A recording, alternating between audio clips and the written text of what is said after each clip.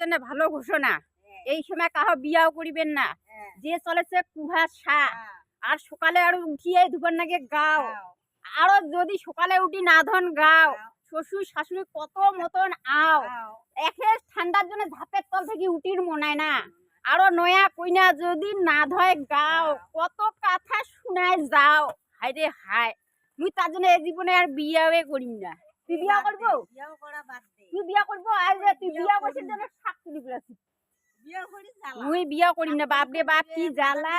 মায়েরই কথা সকালে উঠে হাগিয়ে এসে সুচিরে মনে না। আর মোর শাশুড়িকে বৌমা গাও ধাও বৌমা গাও ধাও কি না জ্বালা। মুই আলিবাড়ি ভেতরাম নিয়ে আইছো তার জন্য সুচকে না কি ঠান্ডা যে চলেছে কুয়াশা।